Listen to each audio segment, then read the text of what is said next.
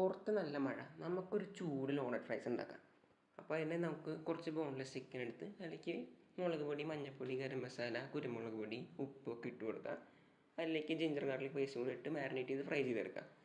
അവിടെ chicken fry ചെയ്തതിൻ്റെ ഒപ്പം തന്നെ നമുക്ക് ഫ്രഞ്ച് ഫ്രൈസും കൂടി ഫ്രൈ ചെയ്തെടുക്കാം കേട്ടോ. എന്നിട്ട് നമുക്ക് മയോണൈസ് ഉണ്ടാക്കണം. മയോണൈസിൻ്റെ വീഡിയോ ഞാൻ എന്തായാലും ചെയ്തിട്ടുണ്ട്, ഡിസ്ക്രിപ്ഷനിൽ ലിങ്ക് കൊടുക്കാം. അതിലേക്ക് കുറച്ച് പെപ്പറിക്ക പൗഡറും കെച്ചപ്പും കൂടി ഇട്ട് തന്തൂരി മയോക്കി എടുക്കാം നമുക്ക്. എന്നിട്ട് നമുക്ക് സെറ്റ് ചെയ്യാനായിട്ട് പ്ലേറ്റ് എടുക്കാം.